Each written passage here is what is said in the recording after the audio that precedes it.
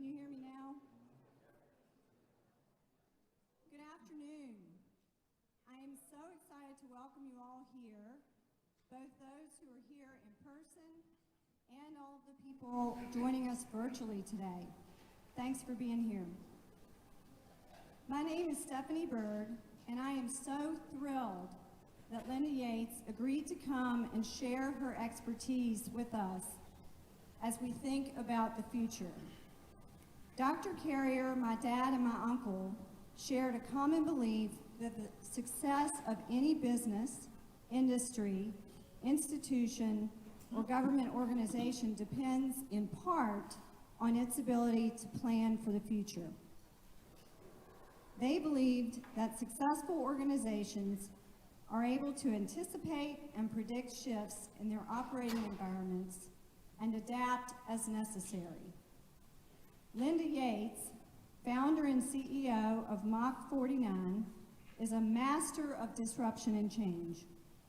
She and her team help multinationals around the world to create global strategy and drive innovation by leveraging their talent, ideas, brands, assets, competencies, capital, and customers.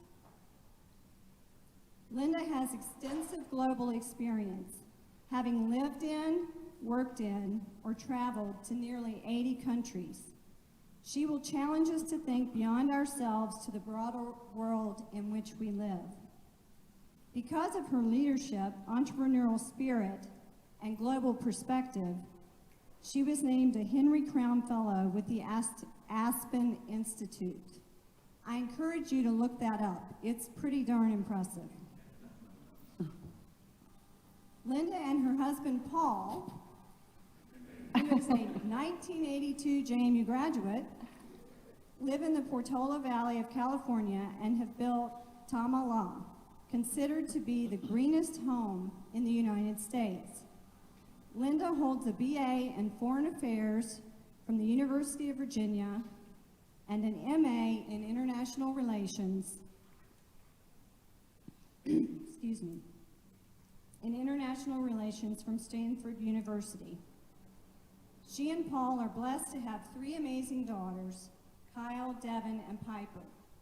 Linda's new book, which many of you have picked up today, The Unicorn Within, has done extraordinarily well.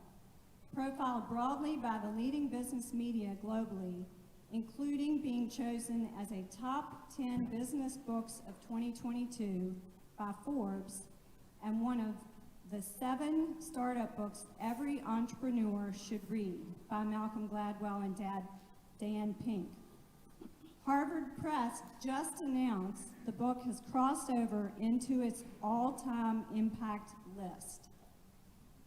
Though Linda's primary work is with some of the largest companies in the world, I think that you will agree that her ideas and strategies can be implemented in any of the organizations we serve. Please join me in welcoming Linda Yates.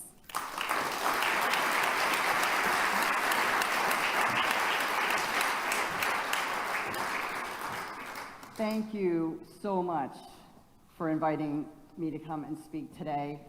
Thank you for the Rocco Forum on the Future. It's truly, truly a gift to this entire community, as made obvious by all the people who are standing here in the room. I'm inviting Paul to come up because he is the JMU grad, and he was gonna... So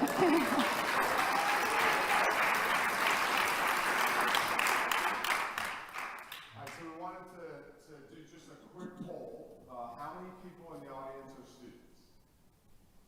That's awesome. That's amazing. All right, how many folks are here from what you would describe as a large company? All right, there you go. How about, say, small to medium-sized companies? Terrific. And community groups, or healthcare, hospitals, things like that. Yeah, terrific. And then finally, government economic development. All right, thank you all so much. It's going to be very helpful for Linda. She likes to customize her conversation with you all. So, and I'm really grateful to Paul because it's because of Paul that I'm standing here on this stage, and he has been my best friend and life partner for 35, almost 35 years, 39 years together. So you have that to look forward to. Thank you all. This is really, really exciting. So as Stephanie said, Mach 49 is really focused on helping the Global 1000 drive venture-driven growth through venture building and venture investing. But we wrote the book to democratize what we do. So what I'm going to talk about today is relevant to you if you are a student who wants to go into a big company, a student who wants to go and become an entrepreneur. It's relevant if you are a hospital group. It's relevant if you are a large company, obviously. It's relevant if we're doing a lot of work with economic development in different regions who want to basically create mini Silicon Valleys. So hopefully what I'm going to share with you today is going to be relevant to all of you. And if this is too loud, tell me, guys, because I typically can project without a microphone. So with a microphone, I may be overwhelming. All right, so why do we even exist? Why are we here? What can you learn from what we've learned from Silicon Valley, from Paul's 20 years as a top-tier venture capitalist and a very successful entrepreneur prior to that? So if you look, this is Jamie Dimon, Chairman, CEO, JP Morgan Chase. You all know who he is. Well, for the last 2 years in a row, he has written a letter to his shareholders saying that what keeps him up at night is that the Silicon Valley is coming, and they all want to eat our lunch. At the same time, you have John Chambers, who is the former CEO of Cisco, very, very well known, incredibly successful, who's been doing his farewell tour around the world, ranting to rooms full of CEOs that he's sorry to say, but within 10 years, 40% of the businesses sitting in this room will be out of business because 70% of you will have attempted to go digital, but only 30% of you will succeed. That was pre-COVID. He was extraordinarily prescient because what happened is COVID hit. All those people who had been checking the box for their door and doing digital transformation jazz hands, basically saying, we're ready, got caught with their pants down when COVID hit because they weren't ready for the digital era, and now we were all online. More recent statistic. Many of you are familiar with the World Economic Forum that happens in Davos every year. Pricewaterhouse does a survey of 4,400 chief executives from around the world. The number one statistic they took away and presented at Davos was that 40% of the chief executives who were surveyed believed that their businesses would no longer be economically viable within 10 years if they did not transform. And unfortunately, the statistics bear these guys out. If you look at the average life of a company on the Fortune 500 list 50 years ago, the average life was 75 years. Today, the average life of a company on the Fortune 500 list is only 15 years and declining. What's an even scarier statistic is that of the companies on the Fortune 500 list 50 years ago, 88% of them are out of business, off the list, or completely irrelevant. So even though if you believe that businesses are not going out of business, which I wouldn't be successful, I wouldn't have a company if I believed that that was that the inevitability was that large companies were going to fail, or that all companies were going to fail. Today, there are over 1,200 unicorns, which in Silicon Valley speak, remember, are private companies, startups that are valued at $1 billion or more. There are over 1,200 unicorns with a total valuation of over $4 trillion. What does that mean? That means that big companies especially are leaving a lot of money on the table, even if they're not going out of business. And the barbarians are still standing at the gate. This is Mark Andreessen. I gotta put Paul Holland's picture up there. This is Andreessen Horowitz, but it could be NEA, it could be Foundation Capital, it could be Benchmark, it could be Kleiner Perkins. But the venture capital community around the world is still sitting on billions of dollars of capital, and they are coming after everybody. Not only are they creating, if you think about the venture capital industry 50 years ago, Paul wrote a really excellent article called Dreamers and Disruptors for Huffington Post. Look it up. He talked about, hey, when the venture capital industry was founded 50 years ago, they were investing in all the dreamers, people creating whole new industries. But about 12, 15 years ago, they started investing in all the disruptors, going after all the existing industries. And as Mark said, he basically said, look, the problem is not a problem of imagination. It's actually a problem, a failure of action and execution. It's a failure of our inability to build. That's what I founded Mach 49 to do. I founded Mach 49 not to focus on strategy, not to focus on operations improvement, to really focus on helping people build and start things from scratch, whether they were entrepreneurs, whether that they were large companies trying to beat the startups at their own game. So I really do believe that right now is the best time. It's a great time for the regions, for governments, for companies to take action and to execute, to build and invest in opportunities to drive growth. There really is no better moment for what the media likes to call dinosaurs to create the unicorns. And whether you are an older company that is a global 1,000 company, or you are a small and medium-sized company that's been around for 100 years, you still have the opportunity to drive growth. You have talent, you have ideas, you have brand, you have channels, you have customers. There's really no reason that anybody in this room cannot disrupt themselves from the inside out to drive meaningful growth or outside in. And for those of you who are entrepreneurs, the story is yours to write about how you're going to try to beat these dinosaurs. But the reality is there's really no reason that Marriott could not have created Airbnb. No reason that Uber couldn't have come out of Toyota. Netflix, Reed Hastings is a dear friend of ours. Blockbuster had 3 chances to buy Netflix, said that'll never work. Right now, Netflix has a show called The Last Blockbuster Store. So who gets the last laugh on that one, right?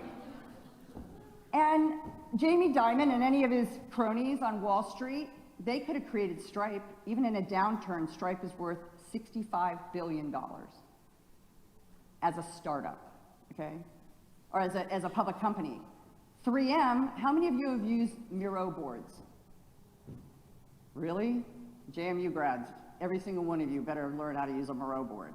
Miro boards are basically the yellow stickies. Who invented the yellow sticky? 3M. Right now, Miro is valued at $17 billion as a startup. 3M laid off 4,000 people 3 weeks ago. That's not a good thing for our economy or for our world. Hundreds of thousands of jobs are lost when companies don't sustain growth. But the reality is, I don't care what size company you are, you could be a brand new startup, a CEO of a brand new startup. The thing that you have to be thinking about all the time is the hard work that you need to do to drive innovation, to drive growth. Because what's going to stand in your way are the orthodoxies, the inertia, and the antibodies that starve good ideas of oxygen at best and kill them at worst. So, what's the not-so-secret secret of Silicon Valley that whether you are an entrepreneur, you need to learn, whether you are a small, medium-sized business, whether you are government trying to recreate Silicon Valley in your own area, whether you are a large company basically trying to reinvent yourself. The not-so-secret secret of Silicon Valley is actually not that hard. So let's start with at the top. Number one is, and we're going to spend a little bit more time for those of you who were last year, we're going to go a little deeper in some of this because I want to make this more of a how-to guide. That's what the book is really intended to do. It's all about understanding customer pain. I will tell CEOs, and I do all over the world, that surveys are statistically significant but strategically irrelevant because all you've done is outsource your visceral understanding and empathy for the customer to somebody else. You've got to interview customers. I don't care if you have just one storefront, you've got to actually talk to your customers and interview them. Because no one in the world knew they wanted a microwave oven, a minivan, or a DVR. They had no idea. They didn't say, radiate my food, please. But what they did say was, hey, I don't get home in time to watch my favorite shows. I can't cook a healthy meal, and I'm having to cart an ever-increasing number of kids, dogs, and sporting equipment to myriad places. They can tell you their pain. It's up to you then to take that pain and marry it with the art of the possible. The beauty of being a brand new grad is that you guys are closer to the art of the possible than many of us who are, we're digital nomads, not digital natives. And so Uber doesn't exist if you don't have real-time payments, mobile phones, GPS. So you've got to take that customer pain, you've got to marry it with the art of the possible, which is why you've got to stay current, and then you have to place a series of small bets. And this is really, really challenging for everybody. But when we think about Silicon Valley and we think about funding, we think of funding like an onion. Every layer of onion is a layer of risk. It could be financial risk, it could be technical risk, it could be market risk. In the case of a large company, it could be governance risk. You love it to death and you starve it of oxygen.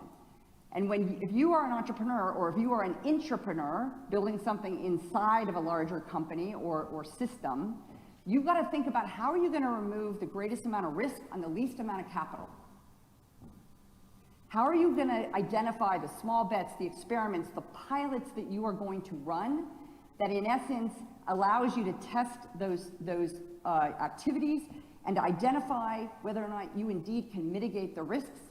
And only then, if you mitigate those risks by demonstrating through metrics and milestones you've done that, that you actually then get to unlock subsequent rounds of funding, whether that's seed funding, Series A, Series B, Series C, and beyond. And we use that same language for entrepreneurs. We use it for any company. The goal is to build a portfolio of new opportunities, businesses, products, services, ventures, whatever matters to you in your particular entity, to generate growth at scale. Paul Holland would never invest in a single company. No venture capitalist invests in a single company. You need more shots on goal. Whether you are a mom and pop shop, whether you are a startup entrepreneur, whether you are a global 1000, you need more shots on goal. So you've got to be able to do this at scale, which is why you need to remove the greatest amount of risk on the least amount of capital. You've got to do it across all these phases: ideate, incubate, accelerate, scale. We're going to talk about those. For big companies, we say to achieve that goal, they got to build their growth engine. Small companies got to build a growth engine as well. And there's typically 4 pillars: kind of venture building, venture investing, strategic partnering, where you're not investing anything. And for startups, any of you who are entrepreneurial, you want to really think about what kind of strategic partners that you can generate with large companies, because they can really make or break you. And then what we call targeted M&A, which is, we live the big M, big A to other people, but targeted M&A is, I can get a company to $50 million of venture for Hitachi, but Hitachi's an $80 billion company. That doesn't move the needle. So we can buy a startup for $100 million. The combined entity is a $1 billion valuation. That moves the needle. And so you really want to be really strategic for anybody on the big company. Okay, so let's talk about venture building. Where do you start? How do you get the ideas? We start with ideate. There's typically, when we are working with companies, and we work with people everywhere in the world, across every industry, business, industrial, consumer, healthcare systems, etc., people tend to come to us one of 3 stages. Number 1 is you have too many ideas. If you have too many ideas, then, and anybody who wants any of more information, I've got lots, there's stuff in the book, but I have more tools and things I'm happy to share with anybody afterwards. And we'll share all these slides with everybody as well. But the portfolio review is, I got too many ideas, how do I decide what to do with them? And so you got to think about what's the feasibility, what's the buildability, is there any pain out there? Can you actually make money? So there's really some very simple tests you can make to basically decide what's in, what's out. Some people, like a Cargill, they have a domain they want to explore.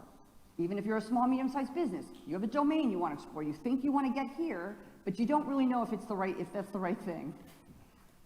Always on time. This happens to be Paul's best friend, another JMU grad, best man in our wedding. Go Dukes. Go Dukes.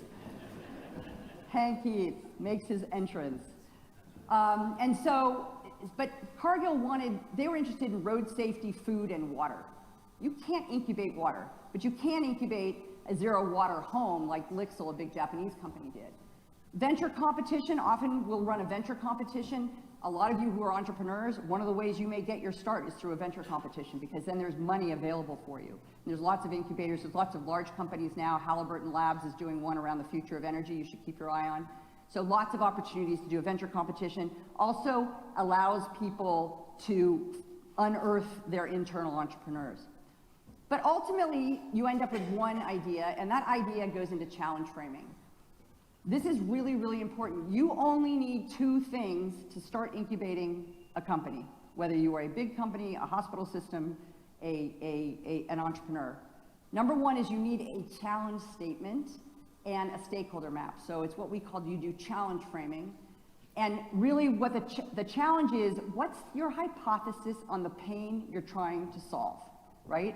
It's your aspiration, it's your moonshot, it's your early hypotheses around that starting point to do the starting interviews. It provides some boundaries, so you're not trying to be all things to all people, because that doesn't work either. You also need to do a stakeholder map. This happens to be a stakeholder map for Standard Bank out of South Africa.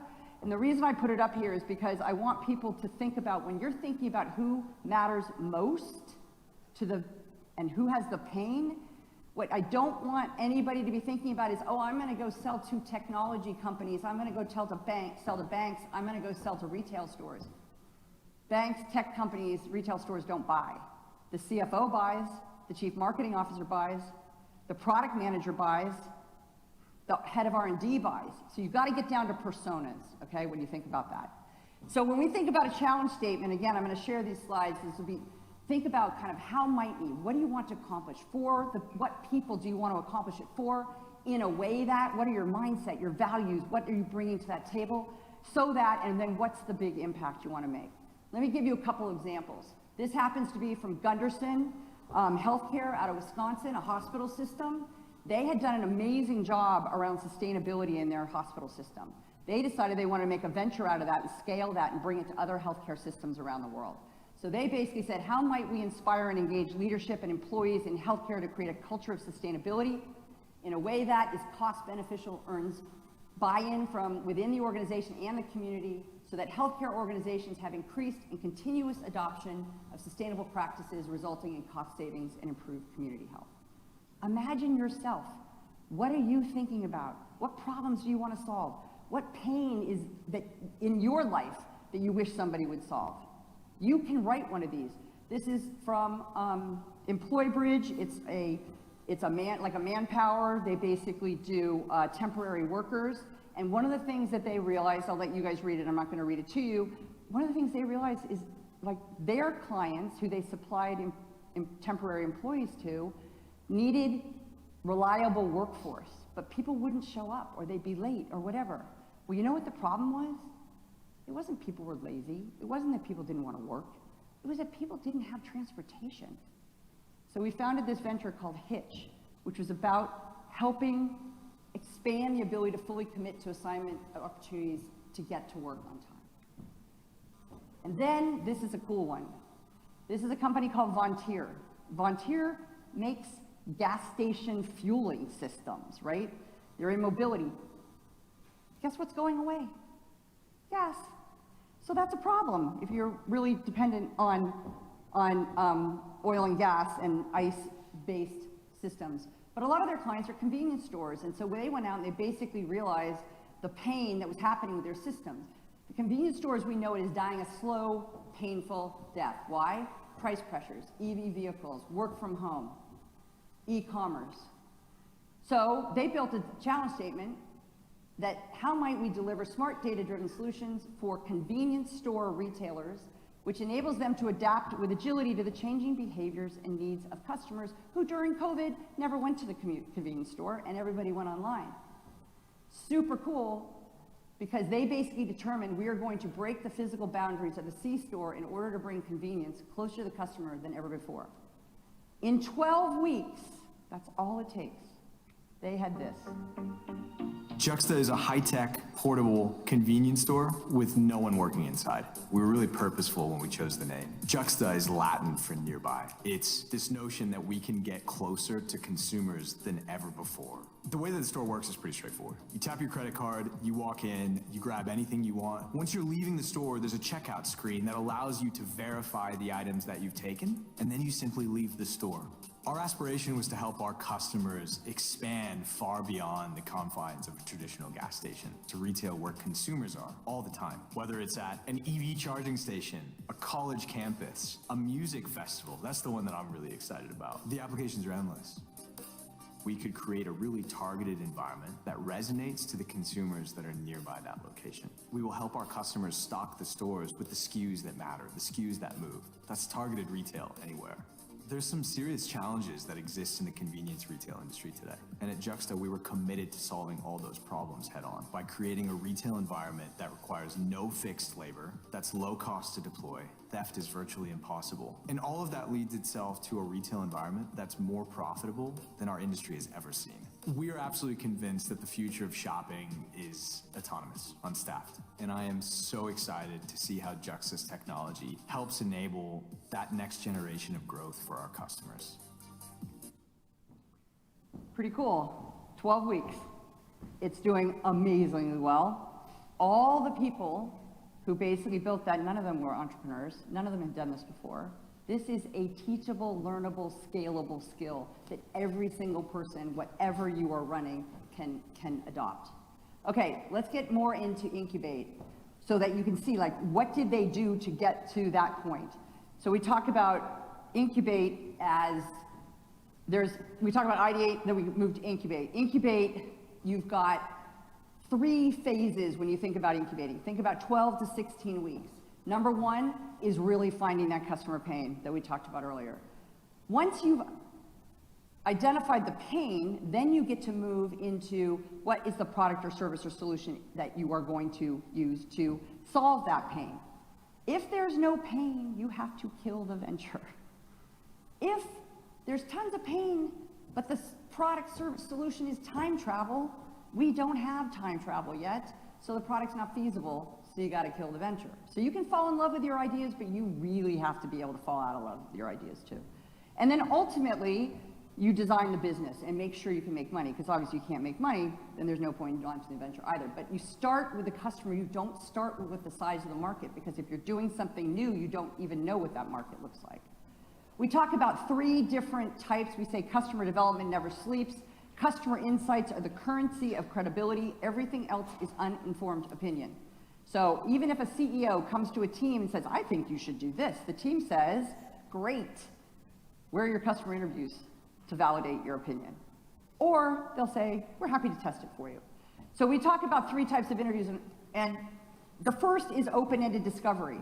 So there's a whole chapter in the book on this, and you guys should look at it, because it is really easy.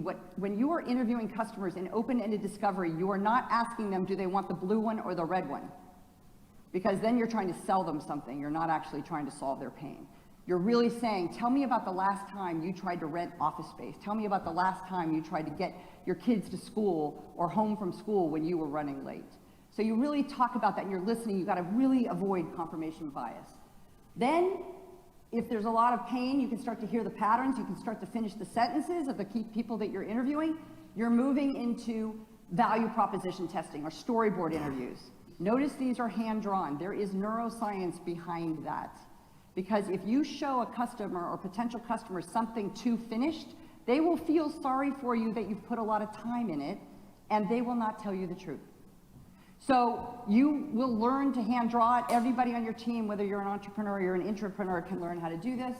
You will test hundreds of these things in a very short period of time. You will iterate every single time you do an interview. Ultimately, you move from open-ended to storyboard to actual prototypes.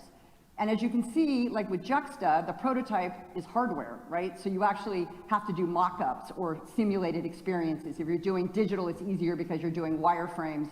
And so it's easier to do. But if you're doing solutions or food or something, then you're doing simulations. And they go from, again, low res to higher res to medium res to higher res. So then once you've got your storyboards, you've got your prototypes now you really do have to ask that question, can you build it?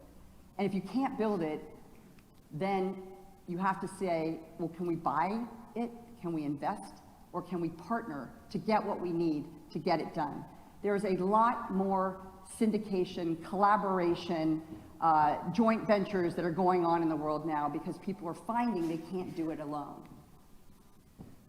The will to kill I was talking about as we were coming across, but it's really important as you guys think about it, especially if you're an already established or existing business, there are going to be some guardrails that you're going to look at and say, okay, like Intel basically said to us, oh, no, it doesn't have to have hardware associated with, we just want to see everything. It could be software, run a venture competition, and then the teams would do their presentations. They say, well, where's the hardware? You just said we didn't need the hardware. So obviously that was a guardrail. So you really have to think about in your own lives, in your own situations, what that's going to be. By the end of incubation, and there's a whole chapter on this in the book for those of you who are entrepreneurs who want to know what you should be presenting to Paul Holland, the venture capitalist, is every venture needs to have a full business execution operating plan. Every time somebody talks about Shark Tank, the hair on the back of my neck goes up. I am literally a child of the Silicon Valley. I literally lived there my entire life. All the people who founded the venture capital industry were all friends of my family. So I've been deeply rooted and connected there. There is no Silicon Valley venture capitalist who would do Shark Tank. They would never have anyone come to them if they treated people that way. So they will be leaning in, wanting you to be successful, but they will expect hard work, rigor, diligence, and discipline in return. And so what we say is, look, you've got to have done this work. This agenda for your business execution plan is what they will be expecting. And again, there's a bunch of different detail that we can talk about later. Okay, ideate, you got an idea. Garbage in, garbage out, so avoid the garbage in. Incubate, we just talked about, 12 to 16 weeks. Now you move to the hardest part, accelerate. The hardest thing for most companies is to get from 0 to 1. You've got this great idea, you've decided to launch it, now you got to take it into the market. We talk about, the only highlight I want to say here is that, look, there's typically 3 phases. The build to validate, build to automate, build to grow. Build to validate is equivalent to the seed funding. But what's more important, you don't have to read this slide again, I'm going to give you all these slides and it's in the book. But the main point I want to make here is when everybody gets excited about starting a new venture or a new product or a new service or a solution, all they focus on is the product. Yes, you need to run experiments on your product. You need to figure out what your minimal viable product is. You need to figure out how to iterate and grow that thing. But a product does not make a company. There are actually 5 swim lanes you need to pay attention to. Product is one of them. Yes, you must run small bets, play small bets, run experiments there. That's one of them. But your go-to-market, how are you going to sell? Are you inside sales, field sales, digital sales? What experiments are you going to run to figure out how people want to buy from you? Your business model, how are you going to make money? There's a really great, and anybody wants it, I'll send it to you, Saint-Gobain University, a team of faculty did a whole research piece on how many business models there are in the world. 44. That's it. There's only 44 business models really to choose from, but you've got to figure out what's the right one for your particular situation, your particular customers, your particular opportunity. Operations, how are you going to deliver this thing that you're basically creating? Because you can have the first 3 things right, but if you can't get to positive unit economics, then you're dead in the water. And then finally, team. Can you recruit the team? Big thing, avoid these common mistakes, right? One of the things that people do, especially in any company, whether you're large or small, is you basically throw spaghetti against the wall. Try not to do that. Mothership friction, you get a lot of people going, not invented here, why didn't somebody ask me? Oh, you know, that's going to cannibalize our business, but yeah, that startup just put us out of business. So that's another thing you got to be careful of. But the last thing is that executive decision makers fail to grow. The senior executives don't learn to behave like venture capitalists. They sit back like management review board members and look for a reason to say no, right? And so that's what we're trying to avoid, is to get executive decision makers to think about option value, not net present value, to look at different types of metrics like customer acquisition and revenue. All right, venture investing. This is Paul's piece of the business when he joined me, when he tried to retire from his venture capital job. I'm not going to spend very much time here. I'm literally going to hit 2 slides and just say, look, venture investing is, a lot of companies will do both, whether you're a small business or you're a large business. They'll use it as a way to either optimize their current business by leveraging the speed and agility of startups. They'll do it to drive companies into adjacent or new markets to test the waters but place small bets, or to create a channel to stay current on those emerging art of the possible, those trends in technology we talked about before. There's lots of different ways to do it.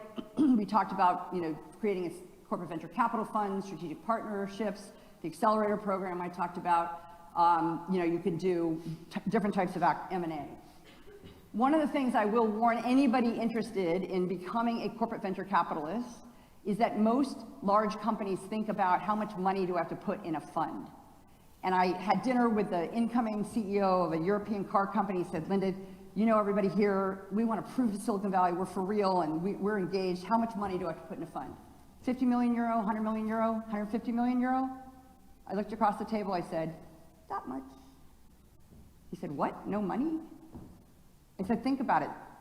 Silicon Valley doesn't need your money. How many customers do you have? He said 30 million. I said, okay, let's start there, right? So it's really, if you're thinking about it, whether you are a small, medium-sized business that wants to work with a startup, what can you bring to them? What can they bring to you? Think about the gives and the gets. Because venture building and venture investing can be the yin and the yang of each other. All right, we're almost done. I'm going to talk about just two things. One of the things, if you are an established business, is seizing the mothership advantage.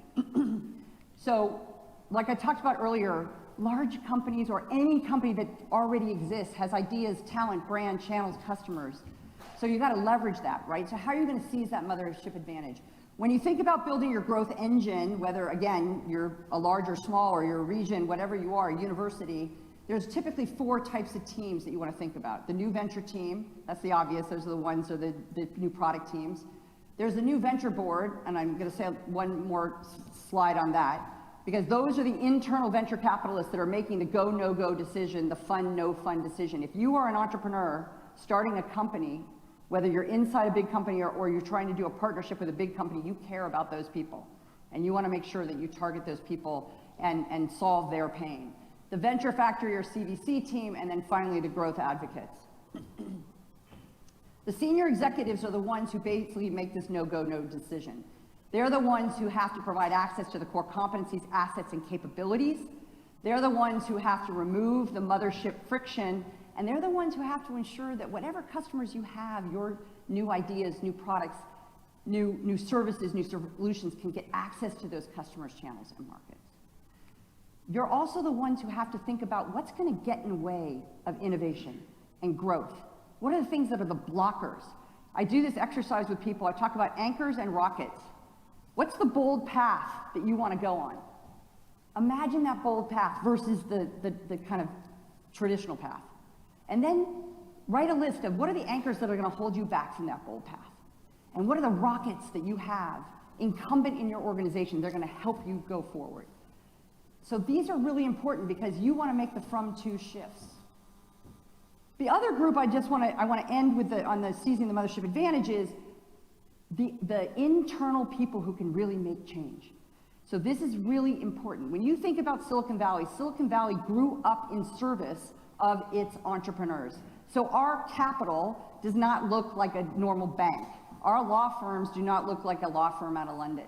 And so what I always say to CEOs and to people who are trying to basically drive growth through venture investing and venture building is I say, okay, you got to build this internal innovation ecosystem, right?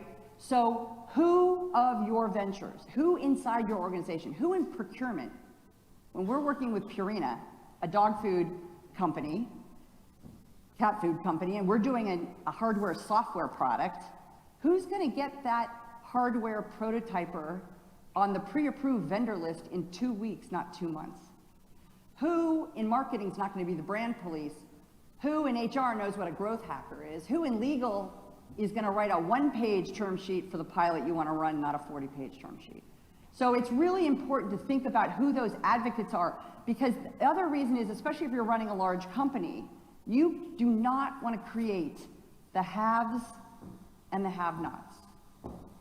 The cool kids who are getting to do the venture building and venture investing, and the people who are stuck in the core and legacy business. So you really want everybody to feel like they are part of the growth story. And that's where I'm going to end. To reap the rewards of the venture building, venture investing, the growth initiatives that you are doing, you've got to be able to tell your story. You've got to be able to tell, the new venture teams have to be able to recruit and pilots with customers. If you have a corporate venture capital entity, you have to be able to attract deals. You've got to be able to attract partners. If you are a mothership, especially public companies, we work with a lot of public companies, you've got to be able to engage and excite both your internal stakeholders as well as your external shareholders. You've got to get the financial analysts to value your unicorns within. So I'm going to leave you with this, which is as you're thinking about this, whether you are a startup or any of you are entrepreneurs thinking about starting a company, if you are a small, medium-sized business, if you are a university, if you are a Global 1000 company, what is the from-to shift that you really are trying to make? Is it like Goodyear, who's a big client of ours, Goodyear moving from basically carbon black and tires to the whole concept of mobility reimagined? Are you TDK? How many of you even heard of TDK? Okay. How many of you have seen the Starship robot running around James Madison University? Okay. You all know who TDK is now because they're one of the primary investors in Starship, in the little robots that are running around the campus. So they're moving into adjacent markets. Maybe you're Pernod Ricard. I'm sure none of you know their products. They make Jameson whiskey, Mum champagne, Absolute vodka. I'm sure nobody's ever heard of any of them. But think about it. The wine and spirits market worldwide is about 300 billion euro. The experience economy is $3 trillion. So their from-to shift is trying to move from wine and spirits to conviviality. And finally, maybe your aspiration is to change the world. There are two altruistic reasons that I founded the company. Number one is that people are living longer and longer because of healthcare and technology. And as much as we love startups, most people are actually employed by large companies. Those people may be working 60, 70, 80 years. They need meaningful, purposeful work, which is why I think most companies should think of themselves as a portfolio of opportunities. So as people get older, they still have the opportunity to be entrepreneurial, close to the customer, agile.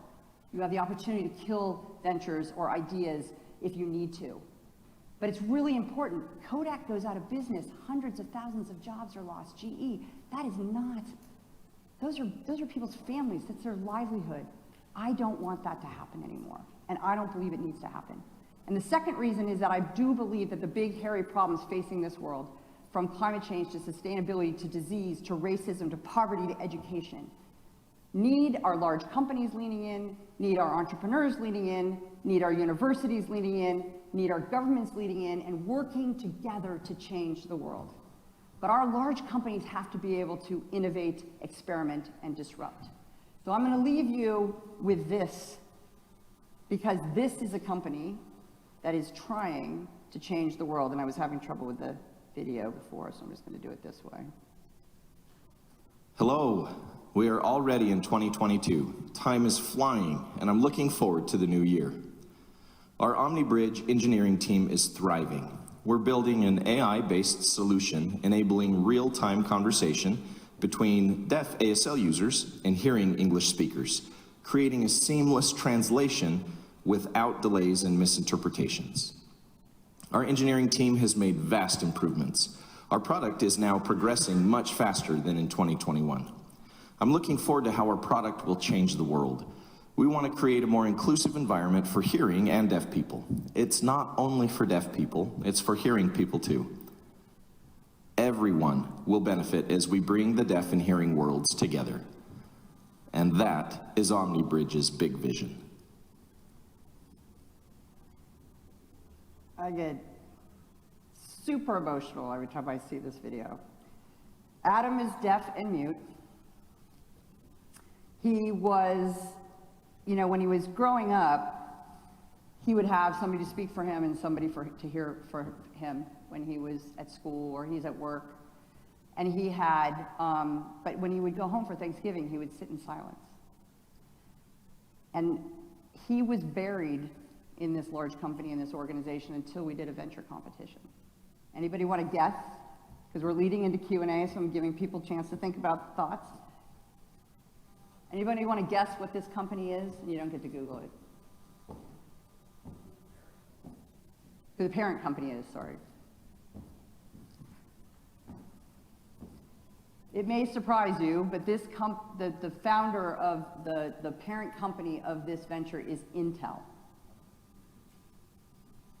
Intel? What's Intel doing? Well, it makes total sense if you think about their core competencies, their assets, their capabilities. They do computer vision. They have artificial intelligence. They have real-time processing. It's extraordinary. And Adam, this venture is a unicorn. They basically launched with they did 8 ventures. They have 2 unicorns out of it. They have 3 single, double, triples, and they have 3 they killed. But this one is just, it's super, but this is the opportunity. Every single person in this room has the ability within yourself, within your company, within your communities to change the world. So that's what we wrote the book to do, to democratize what we do so that everyone has that power to drive sustainable growth. And with that, I'm going to open it up to Mike, who's actually going to do the closing remarks. You'll do it.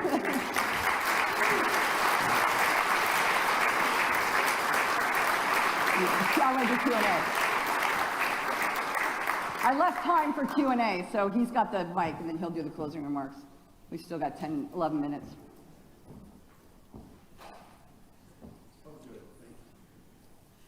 Linda, is this on? Yeah, you just have to talk really loud into it. Okay, okay. Once you have an idea and you've got a plan, what is the best way to get a VC's attention? I'm going to let Paul answer that question. Yeah, so from the venture capital perspective, we think in sort of 3 criteria. So the first sort of hurdle you got to get through, or thermocline to pass through, is market. Like, what's the size of the market? When we funded Netflix in 1998, the market for DVD by mail was approximately 0. However, the market for digital media in the future was infinite, right? The next thing that we look for are the strength of the product or technology. Is it differentiated, whatever it might happen to be? We used to say just technology. Now we add business model after we did Netflix. And then the final thing we look at are the people. And there are 2 reasons why that's the last thing we look at. Number one, we could make an attribution error because we're looking for the patterns that we all grew up with that represent success in some form or another. So there may be an unknown person that comes on the market. His name might be Elon or Travis or Brian or whatever. And we could have a bias that would cause us not to fund that person. The second reason that we do it is not quite as fun as that, which is that we can change the people. And about 50% of the time we do, to try to drive success in a venture. So. And I think it's important to think, you know, the beauty of right now what's happening is that capital is global. So access to capital is incredibly global. So you've got the traditional venture capitalists, but you have a whole bunch of other, there's family offices now that are coming on the thing, and they're all starting, they're not corporate venture capital firms, but they're all starting venture funds, especially around social impact investing. And there's even social impact investing that's happening at the corporate level. They're creating funds to do that. You've got family offices, you've got the CVCs, you've got the corporate venture capital funds, and often the CVCs are actually a better place to take ideas that are much longer in horizon because they're not getting pressured from their limited partners to return the fund instantly. So they often have longer time horizons. Super clear, everybody ready out to go build a venture? You got one back there. So in the Shenandoah Valley, it's a beautiful place to live, it's a beautiful place to have a great life, but it's not Silicon Valley. And there's either a perceived or real disadvantage by not being in Silicon Valley because, you're emailing me, you're contacting me on LinkedIn from a little town in Virginia. Can you help me think past that and how do we stand out to in an abundant world of our idea might be just as valuable as the office next to you in Silicon Valley. So, and we do this work, we frankly do less of this work in Silicon Valley than elsewhere, I think, and you can, Paul will answer as well, but I think because capital is global now, COVID changed a lot, okay? So I think there are very few venture capitalists that are just looking in any one location. And I think if you look at the locations around the world that have, you've got Berlin, you have Tel Aviv, you have London, you have the Silicon Slopes of Park City, right? there's a lot. We've got Silicon Savannah happening in Kenya. So I think it's more your bias and your ability to tell your story and the ability to network the way you need to be able to network in. But you're looking, I will tell you, there are a lot of people in this room, there are a lot of people in this James Madison ecosystem that if you have access to, or you have access to, you're sitting in this room, so you must, that you have this opportunity to basically get access. But I think part of it is how you tell your story as well, and I'll let Paul comment on that as well. Yeah, so I think you're bringing up a real point. Like, we're not going to kind of bullshit you, right? It's like it's harder to break through when you're coming from a rural area when it comes to this kind of thing. But it's not impossible. So I funded Chegg when Chegg had $200,000 in revenue, and the guys I funded were two young entrepreneurs from Iowa named Ayush Pumba and some other guys, right? But the long story short is they were foreign-born students. They had a very high hit rate there, and they came together and they found out there was this need that students wanted cheaper textbooks, for lack of a better way to describe it. So they began the venture there, and then they moved it to Silicon Valley for the reasons that you're citing here, to get to critical mass. So when I've lectured at the entrepreneurship programs here, what I encourage people to do is you can incubate and you can start things here, but from a hardcore startup perspective, start developing relationships in Washington, D.C., start developing relationships in other major urban areas, because it's just easier to kind of get the flywheel going from that perspective. The huge win for all of us, in a very sad way, is COVID. Because now it's accepted that you can be finding these companies and building these companies in Big Sky, or you can do it in Sun Valley, you can do it in Harrisonburg. That's really different than what it was like even 10 years ago. I'll give them the mic.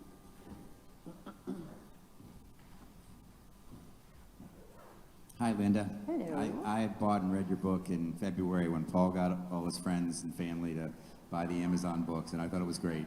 And I really liked the small bets part of it, because I've seen a lot of failures where people have rolled out new ideas too quickly and too big and lost a lot of money.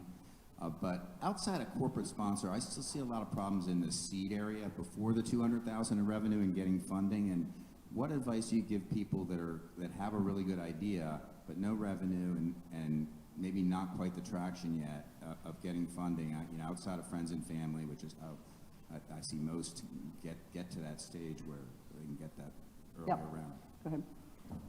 Yeah, I'll just go back. So I think that if you're trying to raise a $200,000 seed investment in a new area, and you don't have revenue, you don't have a track record, then it just puts a huge onus on the market that you choose to prosecute, right? So my young partner, Rodolfo Gonzalez, he found an entrepreneur. His name is Anatoly is what we call him. And he was from the Ukraine, right? But he had a fundamental insight around what is now cryptocurrency called Solana. And so Rodolfo put $500,000 in Solana when it was a project, right? There was no corporate structure around it, right? So it was kind of a weird and very advantageous thing for us at Foundation, because it went from, he bought 17.5% of the company for $500,000 and it went to $68 billion.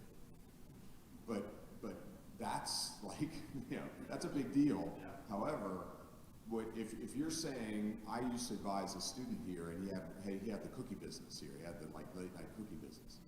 And I said, it's awesome. He sold it to Insomnia and all that stuff. If you got a cookie business and you're going to raise $200,000, the investor thinks you might turn that into $400,000, which would be nice, but it's not going to be amazing. So if you're going to raise a seed investment in something new and you don't have a track record, go, swing for the fences. Like, try to come up with something that's novel and it also takes advantage of your unique knowledge and your unique insight, because the investor won't have that. And I think there's one other thing for any of you who are part of either communities or government or anybody looking at economic development. This is where angel funds become very, very important. And so networks of people who are basically banded together to put money to do those, because you're right, friends and family is here.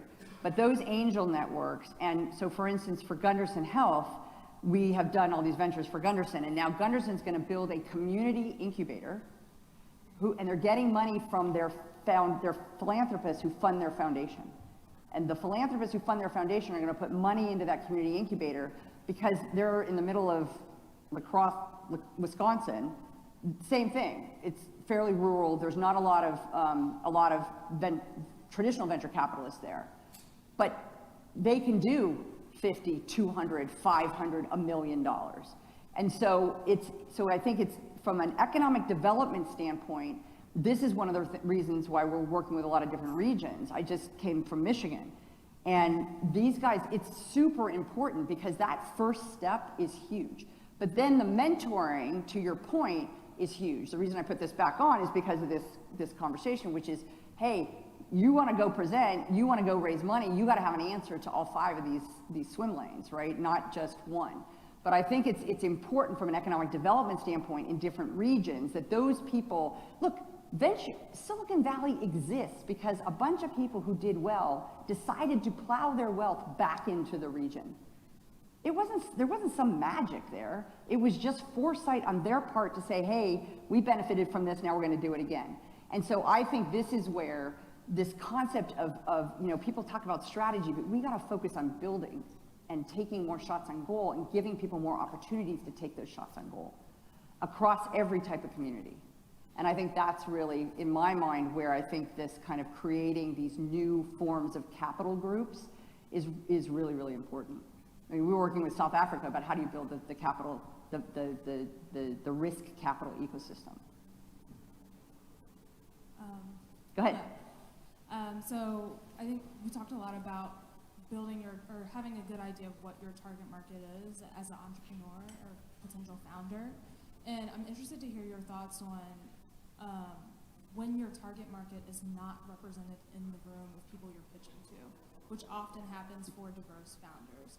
How, in that scenario, can that person mitigate the no's that are because of ignorance, essentially? And I think a good example is the founder of Bevel, Bevel was eventually acquired by, I think, Procter & Gamble. Procter & Gamble, yeah. But the guy received a million no's, and when he finally got the funding he needed, it was wildly successful with the target market. So just interested to hear your thoughts on that. No, I think that's a brilliant, and Paul can talk about kind of the initiatives that are going on, especially in Silicon Valley and other places. Airbnb, similar situation, right? Not a similar demographic situation, but they were told no 40 times, like literally no. Nobody wants to sleep on somebody else's couch. It was called couchsurfing.com when it started. Airbnb is a much better name. But I think this is a real issue. The reason I really like the corporate world is because the corporate world is far more, it has been really focused on diversity, and more than diversity, it's DEI, it's the inclusion. And so, like, if you look at, so Schneider Electric, we've done 5 ventures for Schneider Electric, 3 of the 5 have women CEOs, right, in a big, heavy industrial company. And so I think but I also think that what's happening now, there's actually many more funds. Part of it is just education for the entrepreneurs. There's far more funds now that basically have whole, like, billions of dollars set aside just to basically broaden the equity and inclusion that exists. And I think you'll find some of it is the sophistication of the investor, but more and more, I think you're finding people who are getting smarter on it. And I think this is Paul's point about making sure that what the market is and the statistics, but I think you're gonna find that it's really kind of like, don't bother with those guys, but those guys are actually quite good. I don't know if you wanna add to what's going on, but so I think there is far more, but it really, and that's one of these things where we do a lot around DEI, we do a lot around making sure, we just did this very, very cool venture for the Chicago White Sox around expanding the diversity of front offices in Major League Baseball. And we leverage a lot of generative AI, we're talking about synthetic personas, there's a lot of very cool stuff that's going on there. But I think part of it is education and leveraging your network to figure out, okay, well, who are the people that are gonna be far more knowledgeable where you're not gonna have to go in and fight that battle, because then you never get to your idea because you're fighting that upfront battle. Okay, well. There's one more back there. Sorry about that. Thank you. So my name is Griffin Imlay, and I'm actually president of Madison Venture Group. And I'm so excited you guys came back to speak to us, students here at JMU. And one thing that I found really interesting was that there are so many corporate, you have so many corporate partners now that are established large firms that are investing into these ventures. And I would love to hear a little bit more about when that really became a thing, because I actually had no idea that was something in the venture capital space. Yeah, it's a huge thing, and Paul can come up and talk about that as well. But so the CVC space is really important. The whole venture building, venture investing in large companies is important because guess what? They need to attract, recruit, and retain those of you who are graduating out of schools, right? So how are they going to attract you when you've got billions of dollars over here that people are willing to invest in you to do your own thing? But the CVCs are I think, for a lot of companies, it's easier for them to actually invest in startups than to actually build their own ventures. And so it's a way for them to place small bets and to basically pepper it out. But you can talk about kind of the origins of. Yeah, so I mean, I think this is a more complicated answer to your pretty straightforward question. But if you go back into the 80s and 90s, that's when really corporate venture kind of began. And there were some real highlights, Johnson & Johnson, a handful of other companies, Intel, but there were a lot of lowlights. Like it was just, what they were trying to do was they were hearing about this model of innovation and directed investment, and then they were trying to force fit that into a corporate structure, especially around compensation, around people management, and things like that. So what we're doing is we're trying to basically say to large companies, so we've signed 34 of the Global 1000 in the last 36 months, right? And it's a lot. They pay us $1 million a year, so it's meaningful. And the message we're giving them is you really want to adopt the principles, practices, and people from top-tier Silicon Valley style venture capital. It could be Berlin, Mumbai, Shanghai, whatever. But then what you really want to start to do is compensate them appropriately. And so I'm not going to go miles deep into this, but in venture capital, we have the opportunity to make just scads of money. And the reason that happens is that we share in the profit of the funds that we create. It's called carry. And so when we go and start working with corporations now, we encourage them to adopt the compensation plans that are rewarding top venture capitalists. When that happens, it's like athletes. It's like the NBA. Like if you want to have the top players, you got to compensate them, right? And then you have this concentration of talent that occurs because you found the best people in the world at a single discipline.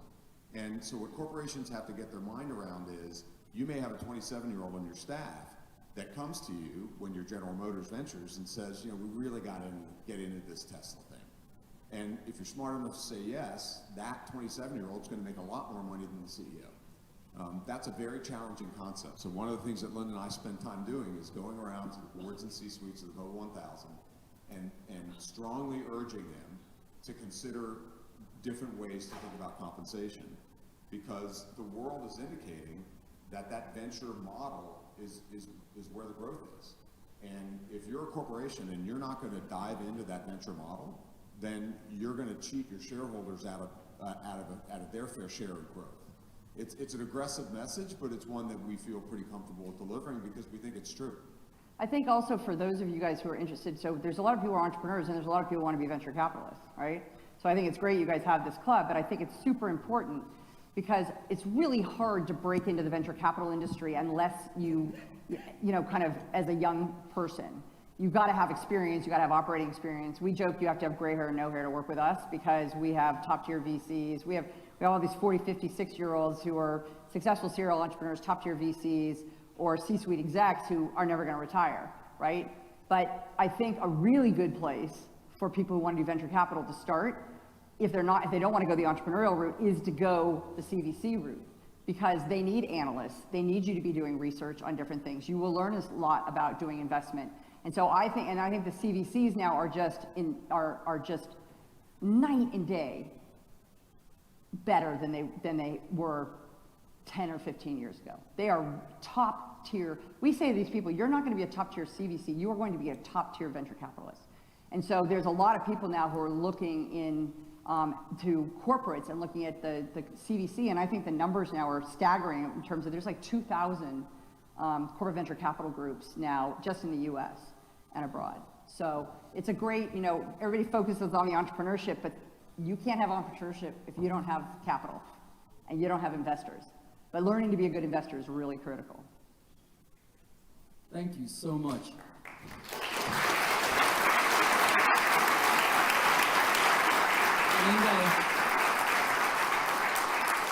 Linda, thank you for everything you did to partner with us. Thank you, Stephanie Bird, for partnering and trusting us to put this event on.